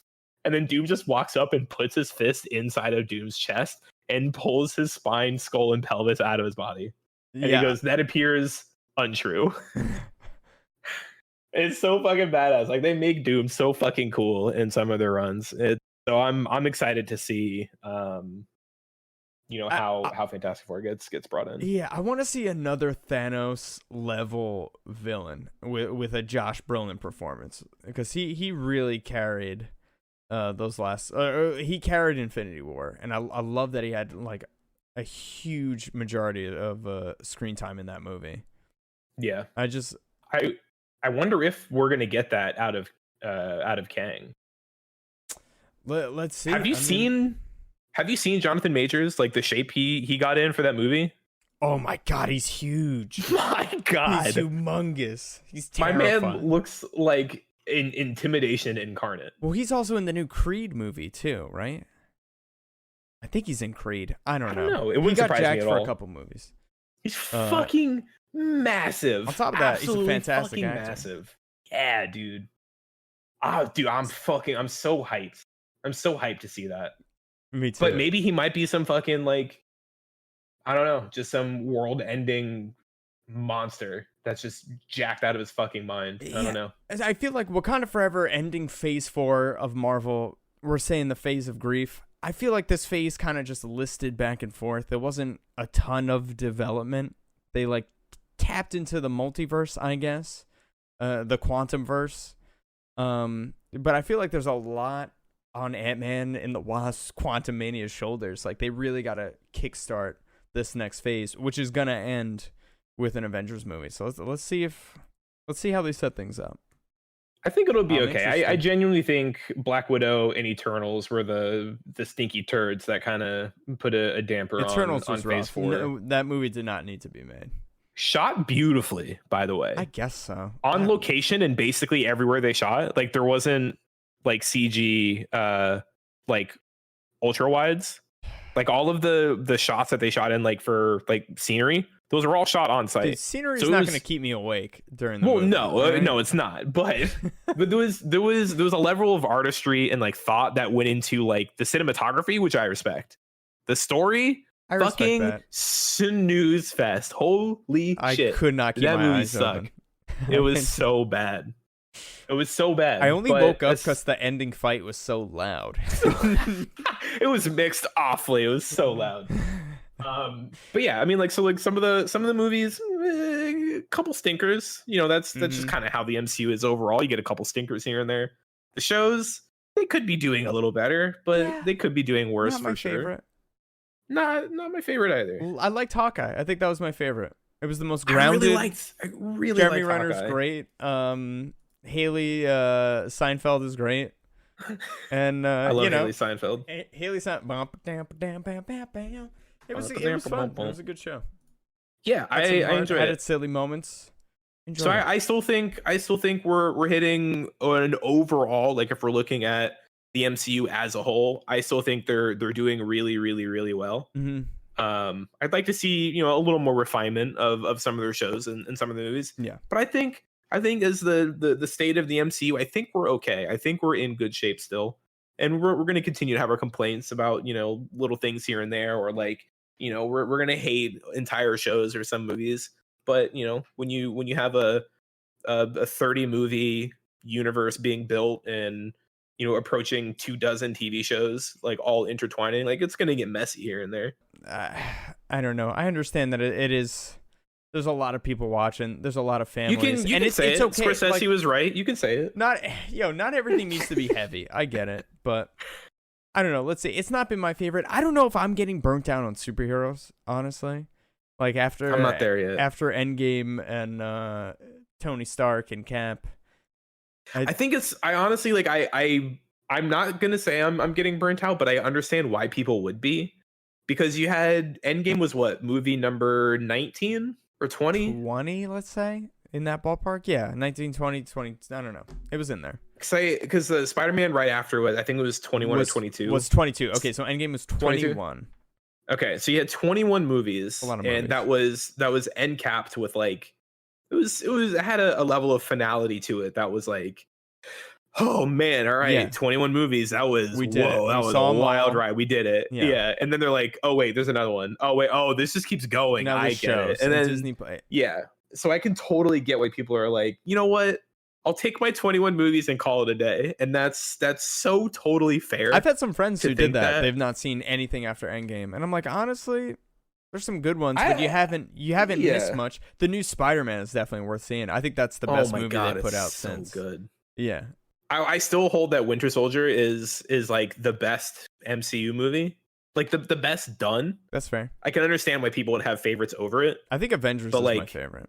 And yeah, that's fair. Like I wouldn't argue that. I think like Infinity War Endgame, Iron Man 1 and Spider-Man No Way Home. I think if like you put them all in like a fucking battle royale arena, I wouldn't confidently be able to choose who comes out of that Black alive. Panther's really good too. It is. The people riding Rhinoceri towards the end was getting silly, but you know, I don't know. It was cool. It fit. It was fucking great. It's a good freaking movie. Honestly, I loved Guardians of the Galaxy 1 and 2. After Peter Quill fucking up their plan to get the Infinity Gauntlet and just seeing Chris Pratt talk about voicing Mario, I cannot look at him the same. And therefore, like, I don't know, there's something about Guardians that's just like not doing it for me. I love Rocket and Groot, so I'll stick around, but I think the biggest accomplishment that we got out of Guardians of the Galaxy is it took a comic property that no one gave two fucking shits about and made it a insanely successful and popular like movie, like, you know, added to the franchise and made it wildly successful movies. Yeah, like golf clap to James Gunn for making that happen. James Gunn's nobody gave a shit. Yeah. No, he's everyone's savior. He's at least DC's savior.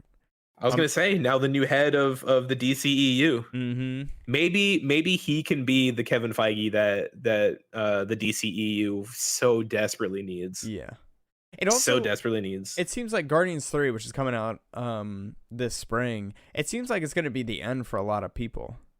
Like of the Guardians. Well, the actors. Dave Bautista wants to walk away. Zoe Saldana's talked about walking away from superhero films. She just did a really serious miniseries about losing her husband, and it was like emotionally draining. Dave Bautista's talked about walking away for like years now. It just seems like the crew's gonna kind of fall apart. I wonder if this is gonna be the last Guardians movie, or at least the last one for a long time. Well, I imagine it would be, if not simply because James Gunn isn't with Marvel anymore, and so like giving the Guardians movie to a different director, like I don't know. I feel like that would kind of be weird. If they could whip up a good soundtrack, I would support it. If the soundtrack is good, are so good. Whip out your Zune. Let's hear the tunes. Oh, dude. Look, man, can we talk about how Zune got like not enough credit? It did not get the credit it deserved. Bro, I've never even set eyes on a Zune.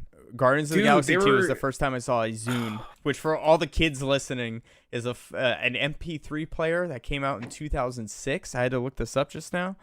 Look, Zune is to iPod as Betamax was to VHS. Betamax was the better product. Bro, I was alive for both of those, and I don't know, like, what are we talking about? Like, Betamax was everybody had VHS, dude. That's the problem. So Betamax objectively was the better product, but VHS just was more ubiquitous and had the better like leg up on like the market and like, you know, the whole like marketing side of things. but VHS is objectively inferior to Betamax. But no one knows who the fuck Betamax. Like, no one gave a shit about Betamax. Rob's on his soapbox banging his drum. Look, I'm just saying. We all need to acknowledge it was better. Zune was crucified in front of the court of public opinion, and I don't think it's fair to Microsoft or Zune. Dude, Zune came out like the year the iPhone came out. Like, it was just too late. It was like Dreamcast. It was too late. I know, but like that's what I'm saying. Zune. It was the better product. It just couldn't get over the conglomerate that was Apple or Mac. Were they Apple or Mac? You're talking about Steve Jobs era Apple, man. They were making good shit. People were lining up in the mall. Dude, he was buying black shirts and jeans by the pallet at that point, and there was nothing that could be done to stop it. It was over. It was simply over. Dude, and they put Zune in a little coffin, and they tilted the coffin up with a tractor beam. And they beamed it up into a fucking alien spaceship. God damn it. Never to be seen again. Rest in peace, Zune, dude. I would have been the only guy in the theater, like, scoffing and laughing as the coffin raised up. And Alex would have. You probably did, didn't you? I chuckled a little bit. I was like, oh, come on. The coffin tractor beam. Not like this. It was not don't do my boy T'Challa like this. Not like that. It was a great funeral until that moment. It was a great funeral. Dude, how was the funeral? Dude, the funeral was lit, bro. You should have been there. Top tier. Absolutely incredible. It was great. But speaking of movies, so we have a Discord full of friends and other community members from the park Discord. From the park. Fun fact for those of you that know us, that don't know us from Twitch. Our boy Brandon here streams on Twitch alongside myself at twitch.tv/thriller_park. And at the park. We have a Discord community, and where every Thursday we watch a movie. We do a group movie watch. And what we decided to do is we're going to talk about very briefly. We'll talk about the movie that we watched this week, and we're going to let you know what we thought of it. Do we recommend you watching it? Should you go out and watch it? We've seen some stinkers before. Oh yeah, and I'm not allowed to recommend movies anymore. Who said let's watch Lightyear? Man. That was awful. I thought it would be really. You didn't like? We didn't talk about this. You didn't like Lightyear? I hated it. The first 10 minutes were great. The rest of the movie was horrible. I thought you were going to talk about Nomadland because that was Nomadland. Hey, I mean, it was a good movie. I don't know if it wasn't a bad get together with your friends and watch Frances McDermott be fucking poor and homeless for 2 hours. That was brutal. I cried after that was from bell to bell. That was depression. Yeah, that was depression on the silver screen. Not a great pick. No, but it was a lot of Oscar buzz. I said, hey, Frances McDermott, I like her. Let's watch Nomadland. A lot of people agreed that it was a good movie. Not a good movie to watch with your friends when you're trying to wind down after a work day. No. But that's neither here nor there. 2 weeks ago, we watched Bullet Train with Brad Pitt. That was freaking awesome. One of my favorite movies of the year. Honestly, yeah, it knew exactly what it was trying to do, and it accomplished it spectacularly. Nobody took themselves too seriously. Yeah. Nice and light, but also gruesome and rated R for good reason. I mean, all-star cast, and somehow the movie got like not good reviews. Like, I really just don't understand. Dude, I feel like it's always like when movies get reviewed poorly, I feel like audience score does well. Most of the time. It got a 53 on Rotten Tomatoes. I loved this movie. Was that the audience score or the critic score? Let me see. I gotta disable my ad blocker. Just this We're not once, doing it, Rotten Tomatoes. Just this once. Yo, shout out to uBlock Origin. If y'all are trying to sponsor the podcast, uBlock Origin, go download that shit on whatever browser you're on. It's everywhere and it's great. Okay. Hashtag not an ad. Yeah, Bullet Train tomato meter 53%. Audience score 76. See? There you go. I'm okay with that. But what did they give The Last Jedi? Like a 90? Are we watching? I feel like I'm taking crazy pills. Well, the user score was low. I don't know anymore. The Last Jedi. Was it? They gave it a 91%, dude. Audience score 42%. 42. Yeah. That's what I'm saying. User score, audience score, but low. They gave it toilets. 91%. This is the Citizen Kane of Star Wars. Are you fucking serious? Rotten Tomatoes. Like, your credibility was it you is fucking in the toilet. Excuse my language. But I'm very passionate. Was it you that said this, or did I hear this somewhere else? That these reviewers are reviewing these movies like in a vacuum. So like these reviewers aren't fans from back in the 70s. Like these are just people that go, I'm gonna sit down and watch a movie, and I'm gonna go sit down and watch the Star Wars. And here's my review for this one individual Star Wars. I really think it's on a case by case basis. I really think it is. Like sometimes when they review a video game, they review a Call of Duty, and they're like, I'm gonna review this just as by itself, isolated, not having played 20 Call of Duties beforehand. Other people will be like, well, compared to the last installment. So I really don't know. But even just objectively speaking, the Star Wars The Last Jedi, written and directed by Rian Johnson, fucking asshole, just by itself is objectively a bad film. It's got more holes in it than a slice of Swiss cheese. Lazy analogy, I know, but accurate. Terrible, horrible. Could have gone film. Wicker Basket. That would have been a good one. Yeah, more holes. The movie held less water than a wicker bucket. There we go. Thank you, Robert. Yeah. You got me. This is why we're doing this, right? This is why we're friends. This is why we're 91% certified fresh. Fresh, hot poopy is what that movie was. And you're gonna tell me Disney's not paying for these reviews? Outrageous. That would be the op-ed of the century. Blow that motherfucker wide open. But then they give Rise of Skywalker 52%. Who's smoking crack at this website? And then audience score 86%. What is going on? That movie was that was the one with when Palpatine came back, right? Somehow Palpatine returned. Do I have this in the right order? Yeah, that was ridiculous.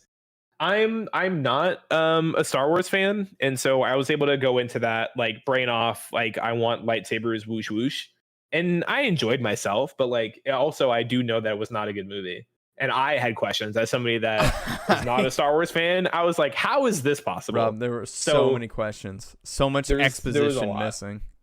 If I new can characters say, we didn't need.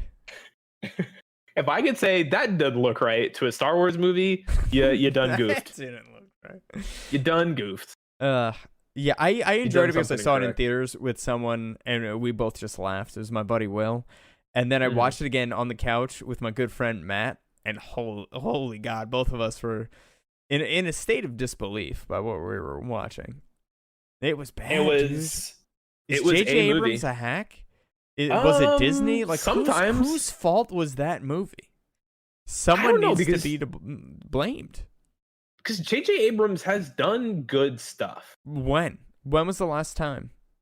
Were you in high school? Yeah, I think so. Right? Yeah, actually, technically, the first Star Trek. That was 2009. That was I was in high school. 14 years ago. I liked 13 it. It was good. Oh yeah, I loved it. But it's okay. People lose their way. J.J. Abrams might be one of them. Christopher Nolan? I don't know. We'll wait and see. Westworld can be argued. I didn't really love it. He did Lovecraft Country. I didn't actually know that. Did he produce it? He didn't direct that. He wrote and directed. He was EP. So technically he could have done literally nothing. I don't know. Yeah, Rise of Skywalker was him trying to retcon Star Wars. That was him trying to fix shit. Ooh, he did Mission Impossible Fallout. I know you haven't seen any of those, but that one's supposed to be good. Yeah. I want to say we got to do them, but there's so many of them. It's it's basically like starting another Marvel, so probably not. At some point, when there's a crappy movie, like a crappy superhero movie, the whole community needs to come together and say, "Hey, we're not going to watch this," and then we're not going to see the commercials. Oh, grossed $1 billion, the #1 movie. I mean, no matter what, it's always going to be the #1 movie in the nation. But that's what happens with like microtransactions in video games. Nod. We will be doing an episode on microtransactions. In video gaming, but it's the same thing with that. It's like here's the thing that fucking sucks, and people are like, oh, that fucking sucks. Here's my money anyway. But yeah, and it's not going to change. But the fan bases can make change. Think about what we did with Sonic the Hedgehog's face. They can. Every nerd came out and said, absolutely not, change it, and they did. So changes can be made. it's like going to the polls on voting day and recognizing that there's a left, there is a right, and then there's like an independent and like a green party. And so it's like, oh well, independents never win. It's like because nobody votes for them. It's like, yeah, because they don't win. It's like because nobody votes for them, and you're stuck in this feedback loop of paradox, like, yeah, it is. And so it's like everybody collectively agrees by a wide margin of like, we'll give it like to Jill 98%. Just this yeah, one right. time. Like maybe just once. President Jill Stein. And so it's like that's just crazy even saying it. That felt awful in the mouth to say that. Sorry, Jill. Nothing personal. Sorry, nothing against you, Jill. It's just the fact that nobody takes independence seriously, and I really am sorry for that. I'm part of the problem. Ralph Nader back on the ticket. Ralph Nader's back on the ticket. Ranked choice voting people. We're getting Ralph Nader in the White House. God. It's gonna happen. But yeah, like Ron Johnson. Now's your time. So, but it's like the problem is like everyone collectively recognizes that like the whole economy around video gaming and like the existence and the eternal existence of microtransactions and especially with live service games, like, you know, free to play games that have a battle pass or whatever. That's why everything's locked by microtransactions. Overwatch 2, looking at you. Now that we know that this is here to stay, we know that everybody fucking hates this. With a resounding majority, everyone's like, this fucking sucks. Yeah, but there's still like 2% of people. Nothing. Literally. And then there's that very small contingent of rich idiot with no impulse control. And they go, oh man, $20 for a skin that existed in the game I played 6 years ago. All right, here you go. And it's like, we're never going to make it out of this because there's the small majority of people that are lining the pockets of these companies. I think we can. I think we can. With a powerful movement and like a good hashtag on Elon Musk's Twitter, I feel like change can be made. We've seen it happen. We just need everyone to get together, every nerd, to say, nope, change it. And they will. If companies see a decline in profits, then they'll make change. We'll see. Like with Star Wars Battlefront 2, it was a horrible game. Everything was locked. Pay to play, and the community was in a huge uproar, and they changed it. I don't know. So you know, this is a good. Sorry to. I was just gonna say this is a good transition to say next week we're gonna be talking about the Game Awards, and then we also want to talk about the state of the video game industry and trends that we're seeing in the industry. All I want to say is hashtag justice for Kena Bridge of Spirits. I need everybody to be on board because look, we all know the Game Awards this year. It's going Game of the Year is going through Thor, God of War Ragnarok, or Elden Ring. Yeah, there's no point in entertaining any of the other options. But I think we can all agree that Kena Bridge of Spirits deserved Game of the Year last year. That's all. Didn't it win Indie Game of the Year? It did, but that's not good enough. Well, but wasn't it an indie game? Yeah, but it can still get Game of the Year. What? It was on the ticket for Game of the Year. So you put it on the ticket, then it loses, it gets nothing. This way, it got something. No, because it's never enough with you. It got snubbed. No, it's not. It got snubbed. Huh? It deserved more. Best game ever. More. You happy now? Yes. Yeah. Game of the forever. Give it to me. It was pretty good. Friends, check out Kena Bridge of Spies. Pretty good. Oh, that was a great movie too. By the way. Shout out Tom Hanks. Yeah, Alex worked on that movie. Oh fuck yeah! Yeah. Ooh, speaking of which, you see, we're getting a TV show with our boy a Bridge of Spies TV show. No, Charlie Cox is doing a spy thriller. Jazz threw it in a TV movie discussion made by the people that did Bridge of Spies. Looks it's gonna be fucking cool, dude. I'm very interested. It's gonna be great. But yeah, long story short, Ember Lab, you made a fantastic game and you got snubbed. But next episode of the podcast we'll be talking about the Game Awards. Hopefully we'll get it out and published before. I would definitely like happen. to do that. Yeah, we could do that. Game Awards 2 weeks out, December 8th. It's on a Thursday. So that is 15 days from the moment we're recording this. Get that out. Absolutely, we will for sure get that out. So Snowpiercer we did this week was our movie of the week. Hey, back to movie night. I know we talked about Bullet Train. Bullet Train's great. Go watch it. Brad Pitt. Zazie Beetz was in that. Did you realize she was Snake Girl? Snake Venom Girl? That was Zazie Beetz. Yeah, well, that's Domino from Deadpool 2. Yeah, I was freaking out. She's awesome. Yeah, that was pretty cool. Bullet Train's great. Go see it. Snowpiercer. We did that last week. My first time seeing it. We're doing only train movies. for the we're doing train month right now. Hashtag train month. For no reason other than we liked Bullet Train and we're like, oh, we should watch more train. We should watch more train stuff, please. Yeah, and then I think we're gonna cap it off with the Thomas the Tank Engine movie. Just to kind of tie it back in with Bullet Train, had a very, very heavily influenced by Thomas the Tank Engine. But Snowpiercer, I know you said you tried watching it a couple years ago and you stopped very soon in the movie. I maybe watched 10 minutes of it. I think I was working at Ruby Tuesday at the time, and I watched like 10 or 20 minutes of it. I had rented it from Netflix. I got it on DVD. That's how long ago this was. I got a DVD in the mail. Damn, you're showing your age that you just exposed Netflix for shipping people DVDs. Did you guys know that's how Netflix used to work? Netflix would ship you in the mail via the U.S. Postal Service. They would send you a physical DVD disc that you would put in a DVD player to watch a movie. Bro, my goddaughter's like, what's a DVD? Oh, no. What's the mail? I wonder if Melina knows that. Is that the paper in the door? Hey, Melina, if you're listening, did you know that Netflix used to be a DVD mail service? DVDs. In the mail. So I had only watched like 10 or 20 minutes of Snowpiercer. We watched it. This is pretty much my first time watching it last week for movie night. It was really freaking good. It was really good. I really honestly enjoyed it. I hated it the first time I saw it. I think it was because of the ending. And then I ended up like rewatching it. It's like everybody on the internet everywhere was like, yo, Snowpiercer fucks. I'm like, really? I don't know. And this is like years later. So I'm like, all right, let me give it another shake. And I watched it. I'm like, okay, I'm digging this. And I rewatch it from time to time. And I just like each time I watch it, I'm like, yeah, this shit's pretty fire. You know what's funny? The ending was not my favorite. There's a big twist ending where they're all supposed to get real quick. There's a huge train circling, this post-apocalyptic I think the embargo has been Earth. Lifted, right? Right. And the lower class fights their way. It's a brutal grind to get to the front of the train to take control of it. Led by Captain America, Chris Evans. And the whole twist was that the man who runs the train, invented the train, intended for Chris Evans to do this as part of like culling the population, and he wanted him to take the mantle of the, train engineer, whatever.